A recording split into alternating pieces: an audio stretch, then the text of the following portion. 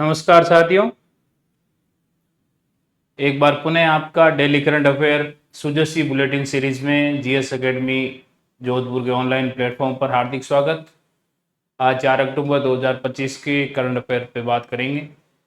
Current affair पे चर्चा करने से पहले आज के सुविचार की बात करते हैं और आज का सुविचार है कि पढ़ाई से बड़ा कोई धन नहीं होता, यह वही धन है जो कभी कम नहीं होता। बाकी जो धन होता है, जो मनी के रूप में होता है, जो पैसे के रूप में जो धन होता है, उसे जैसे जैसे खर्च करेंगे वैसे वैसे वो धन कम होता जाएगा। लेकिन पढ़ाई एक ऐसा धन है जिसे खर्च करने के बावजूद भी ये धन और अधिक संचित होता जाएगा और अधिक बढ़ता जाएगा। ये धन कभी कम नहीं होता। इसलिए आप पैसे वाले धन की जगह पढ़ाई वाले धन पे अधिक ध्यान दीजिए, इस पे अधिक जोर दीजिए। ये धन संचयमान रहता है और अधिक बढ़ता रहता है, कभी कम नहीं होता। इसलिए पढ़ाई के धन पे अधिक फोकस कीजिए। धन्यवाद। चलते हैं आज के पहले करंट अफेयर पे। आज के करंट अफेयर में सुजसी बुलेटिन की 4 अक्टूबर की एक प्रेस रिलीज में एक योजना का मेंशन किया हुआ था, मुख्यमंत्री स्वनिधि योजना। क्या नाम है योजना का? मुख्यमंत्री स्वनिधि योजना। देखो, केंद्र स्तर पर एक और योजना चल रही है जिसका नाम है पीएम स्वनिधि योजना। क्या नाम है? पीएम स्वनिधि योजना। उसी योजना की तर्ज पर राजस्थान में एक योजना शुरू की गई है जिसका नाम है मुख्यमंत्री स्वनिधि योजना। ये राजस्थान सरकार की है और इसका जो उद्देश्य है वो ये है कि जो शहरों में, शहरी क्षेत्र में और जो सेमी अर्बन एरियाज है, अर्ध शहरी क्षेत्र है, वहां पर रेहड़ी पटरी वाले जो स्ट्रीट वेंडर्स है ना, उनको फाइनेंशियल असिस्टेंट देना है, वित्तीय सहायता प्रदान करना है ताकि वो अपने व्यवसाय को फिर से शुरू कर सके और उसे बढ़ा सके। कोरोना काल में इन लोगों के रोजगार पे संकट आ गया था, तो इनके रोजगार को पुनः शुरू करने के लिए ये वाली योजना शुरू की है जिसका नाम है मुख्यमंत्री स्वनिधि योजना। अब योजना में ऋण की सुविधा है। इस योजना के तहत रेहड़ी पटरी वालों को बिना किसी गारंटी के, विदाउट कोलेटरल, इनको वर्किंग कैपिटल प्रदान की जाती है। कार्यशील पूंजी ऋण दिया जाता है। तो कौन सा ऋण है? कार्यशील पूंजी ऋण है। अब कितना ऋण है? इनको चरणबद्ध रूप से पहला ऋण दिया जाता है 10,000 का, जिसे अब बढ़ाकर कितना कर दिया है? 15,000। और इसे भुगतान करना है 12 महीनों में, मतलब 1 ईयर में, 1 साल में इनका भुगतान करना है। यदि ये वाला भुगतान समय पर हो जाता है तो दूसरी किस्त है, यहाँ दूसरा जो ऋण है वो 20,000 का है, जिसे अब बढ़ाकर कर दिया है 25,000।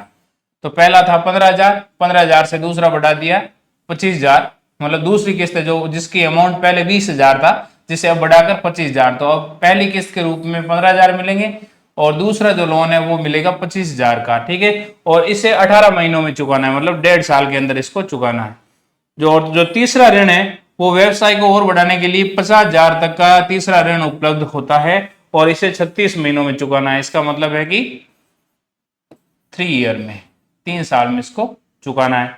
अब इस पे ब्याज अनुदान और मिलता है। यदि आपने टाइमली लोन रीपेमेंट कर दिया है तो राज्य सरकार के द्वारा 7% ब्याज अनुदान, ब्याज सब्सिडी दी जाती है जो सीधे उनके बैंक खाते में जमा की जाती है।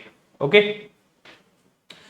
डिजिटल लेन देन को बढ़ावा देने के लिए डिजिटल भुगतान करने वाले जो लाभार्थी है उनको कैशबैक का लाभ भी इसमें मिलता है। अब पात्रता, इस योजना के कौन कौन एलिजिबल है?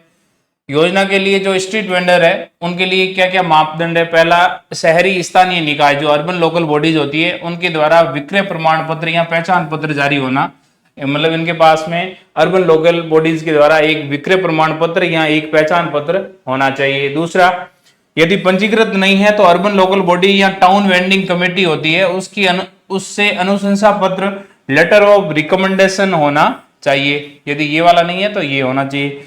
आवेदक के पास जन आधार या आधार कार्ड, पहचान पत्र, निवास प्रमाण पत्र जैसे आवश्यक दस्तावेज भी होने चाहिए।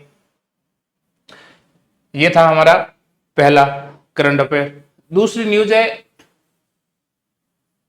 एक चर्चा में आया अभी, गजेंद्र सिंह जी जैसलमेर आए थे तो उन्होंने काशी कल्चर पाथवे की मॉडल की बात की। काशी कल्चर पाथवे मॉडल, ये क्या था? G20 की भारत ने अध्यक्षता की थी, आपको ध्यान हो तो G20 तो G20 अध्यक्षता के दौरान एक महत्वपूर्ण रिजल्ट डॉक्यूमेंट अपनाया गया था, परिणाम डॉक्यूमेंट, परिणाम दस्तावेज अपनाया गया था।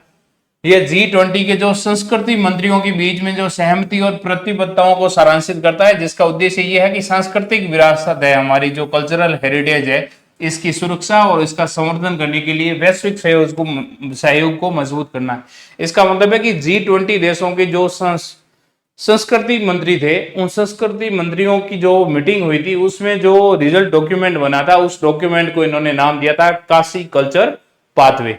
अब इसमें बात क्या क्या हुई थी? एक बात हुई थी सांस्कृतिक संपत्ति की वापसी और बहाली। मॉडल सांस्कृतिक और विरासत की उन कलाकृतियों को उनके मूल देशों में वापस लाने पर जोर देता है जिन्हें अवैध रूप से ले जाया गया था। यह नैतिक अनिवार्यता और सामाजिक न्याय का एक महत्वपूर्ण पहलू है। यदि किसी देश की कोई ऐसी सांस्कृतिक विरासत है जो किसी दूसरे देश में पड़ी है, तो उसको मूल देश में लाने की बात इसमें की थी। दूसरा, अवैध तस्करी पर नियंत्रण। यह मॉडल सांस्कृतिक संपत्तियों की जो अवैध तरीके से तस्करी होती है, उसको रोकने के लिए एक मजबूत वैश्विक गठबंधन बनाने का आह्वान भी करता है। अगला, डिजिटल तकनीकियों का उपयोग। यह संस्कृति की सुरक्षा और संवर्धन के लिए डिजिटल टेक्नोलॉजी जैसे 3D मॉडलिंग, AI या VR, जिसको वर्चुअल रियलिटीज बोलते हैं, उसका लाभ उठाने पर ध्यान केंद्रित करता है। जीवंत विरासत का संवर्धन। इसमें सतत भविष्य के लिए जीवंत विरासत का उपयोग करने और स्थानीय समुदायों के योगदान को मान्यता देने पर भी ध्यान दिया गया। अगला है सांस्कृतिक और रचनात्मक उद्योगों को बढ़ावा। मॉडल रोजगार और समावेशी विकास के लिए सांस्कृतिक और रचनात्मक उद्योगों में निवेश को भी प्रोत्साहित करता है। कौन सा? Kashi culture pathway model. यह मॉडल संस्कृति को एक परिवर्तनकारी शक्ति के रूप में देखता है जो समावेशी और सतत विकास को बढ़ावा दे सकती है। इसे अगस्त 2023 में वाराणसी में G20 संस्कृति मंत्रियों की बैठक के बाद में जारी किया गया था। तो काशी कल्चर पाथवे कब जारी किया गया? अगस्त 2023 में। कहां पर? वाराणसी में, जिसको काशी कहते हैं। तो वाराणसी में जो G20 संस्कृति मंत्रियों की मीटिंग हुई थी, उसमें जो फाइनल डॉक्यूमेंट अपनाया गया था, उसका नाम था काशी कल्चर पाथवे। अगला, एक जो सुमंगल दीपावली मेला चल रहा है, वो किसकी तरफ से है? राजस्थान ग्रामीण आजीविका विकास परिषद, जिसको राजीविका बोलते हैं, उसकी तरफ से है। तो यहाँ पर राजीविका का जिक्र आया था, इसलिए मैंने यहाँ पर राजीविका के बारे में करंट अफेयर में लिया है कि राजीविका ग्रामीण विकास विभाग राजस्थान सरकार के प्रशासनिक नियंत्रण में एक स्वायत्त सोसाइटी है और ये अक्टूबर 2010 में गठित की गई थी। और सोसाइटी पंजीकरण जो एक्ट है 1958, उसके तहत ये पंजीकृत एक सोसाइटी है, स्वायत्त सोसाइटी है। कब बनी? अक्टूबर 2010 के अंदर। इसका उद्देश्य क्या है? ग्रामीण क्षेत्रों में जो गरीब और हाशिए पर रहने वाले परिवार है, खासकर उसमें महिलाओं के लिए स्थायी आजीविका के अवसर पैदा करता है, जिसमें सेल्फ हेल्प ग्रुप्स बनाए जाते हैं। उद्देश्य क्या है? ग्रामीण गरीबों को टिकाऊ आजीविका के अवसरों के माध्यम से पारिवारिक आय बढ़ाने में सक्षम बनाना, लाभकारी स्वरोजगार और कुशल मजदूरी रोजगार तक पहुंच प्रदान करके ग्रामीण गरीबी को कम करना, ग्रामीण गरीबों के लिए मजबूत और प्रभावी संस्थागत मंच तैयार करना और ग्रामीण विकास के लिए सरकारी और गैर सरकारी पहलों के बीच तालमेल स्थापित करना, ये आजीविका के उद्देश्य है।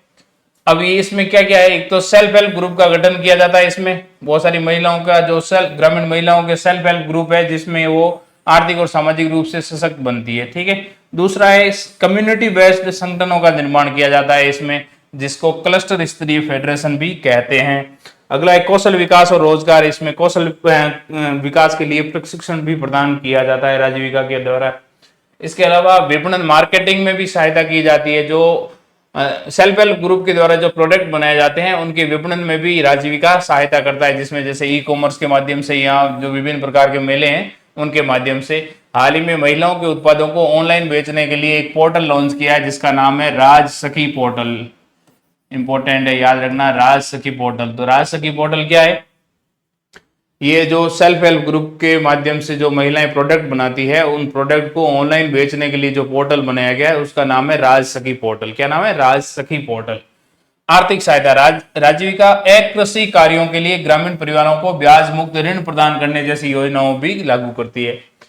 एक पायलट प्रोजेक्ट क्या है? अत्यंत गरीब परिवारों के उत्थान के लिए विभिन्न पायलट प्रोजेक्ट भी शुरू किए गए हैं, जैसे उपार्जन। एक पायलट प्रोजेक्ट है उपार्जन।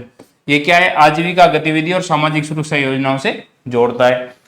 उपलब्धियां क्या है, राजीविका ने बहुत सारे सकारात्मक बदलाव लाए हैं, जैसे सेल्फ हेल्प ग्रुप का गठन किया गया है जिसमें लाखों ग्रामीण महिलाओं को लाभ मिला है। एक आपने उदाहरण देखा होगा लखपति दीदी, तो ये लखपति दीदी किसका उदाहरण है, सेल्फ हेल्प ग्रुप का उदाहरण है। ग्रामीणों को विभिन्न प्रकार की सरकारी योजना, वित्तीय सेवा और बाजार से भी जोड़ा गया है। कुल मिला के राजीविका क्या करती है, ग्रामीण गरीबी को कम करने का कार्य करती है और महिलाओं को सशक्त करने का कार्य करती है, इसलिए महत्वपूर्ण संस्थान है। ओके, अगला राजस्थान विधानसभा स्पीकर देवनानी जी अभी लंदन दौरे पे हैं, उसके बाद में वो बारबाडोस जाएंगे जहां पर इनका जो अध्यक्षों का एक जो कॉमनवेल्थ देश है उनके अध्यक्षों का एक सम्मेलन होने जा रहा है, उसमें भाग लेने के लिए तो राष्ट्रमंडल संसदीय संघ के तत्वाधान में आयोजित विश्व के विधानमंडल की जो संसदीय प्रणाली के अध्ययन यात्रा में लंदन पहुंचे हैं और लंदन में इन्होंने बहुत सारे ऐतिहासिक स्थानों का अवलोकन किया। उसमें जो महत्वपूर्ण स्थान है उनके बारे में बता दूं कि एक लंदन में एक जगह है जिसका नाम है सावरकर हाउस। तो ध्यान रखना सावरकर हाउस कहां पर है, लंदन में है। सावरकर जी ने विनायक दामोदर सावरकर ने एक बुक लिखी थी जिसका नाम है 1857 का स्वतंत्रता समर।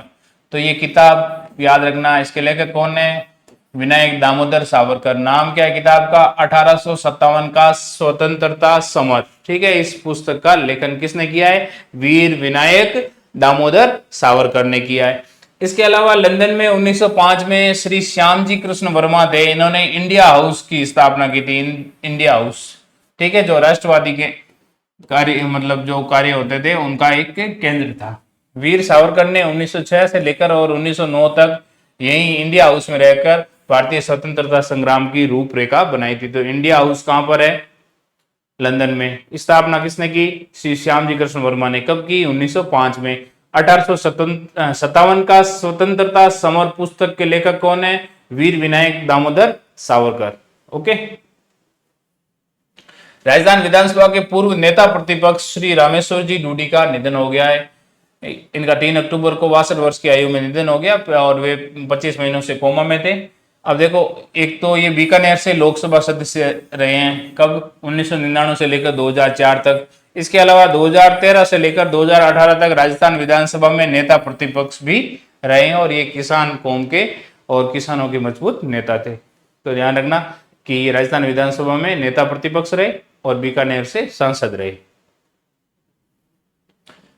पर्यटन और धार्मिक स्थलों के विकास हेतु बहुत सारी वित्तीय स्वीकृतियां जारी की गई 4 अक्टूबर को, जिनमें मुख्य रूप से आप ध्यान रखना कि एक तो हेरिटेज टूरिज्म बढ़ावा देने के लिए, इसके अलावा नाहरगढ़ और आमेर को आइकॉनिक टूरिस्ट डेस्टिनेशन के रूप में विकसित करने के लिए, और एक है रणथंभौर में जो त्रिनेत्र गणेश मंदिर है। ये मैंने इसलिए करंट अफेयर में लिया कि यहाँ लिखा हुआ था त्रिनेत्र गणेश मंदिर, ये आप सबको ध्यान ही होगा, नहीं ध्यान है तो ध्यान रखना।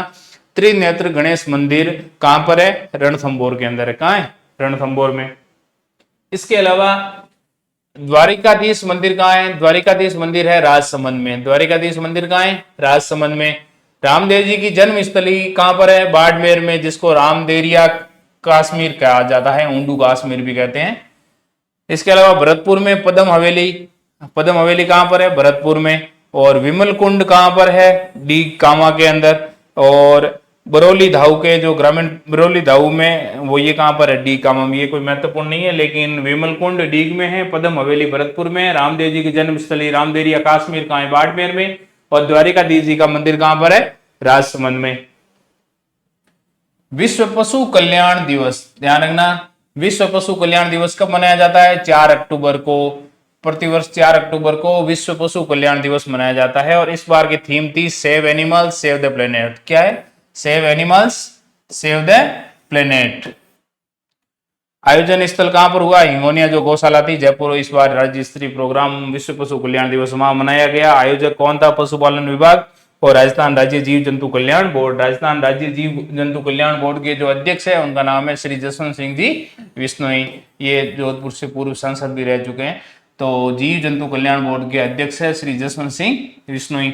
अब इन्होंने क्या संदेश दिया कि पशुओं के प्रति करुणा, संवेदनशीलता और दया भाव रखना हम सबकी जिम्मेदारी है। पशुओं का महत्व क्या है कि हमारे जो इकोलॉजिकल सिस्टम है, इकोसिस्टम है, उसका हिस्सा है, अर्थव्यवस्था में भी योगदान देते हैं और पर्यावरण का संतुलन बनाए रखते हैं। पर्यावरण हेतु इन्होंने अपील की है कि पॉलीथीन को त्यागना पशुओं और धरती की सुरक्षा के लिए सबसे बड़ा कदम है।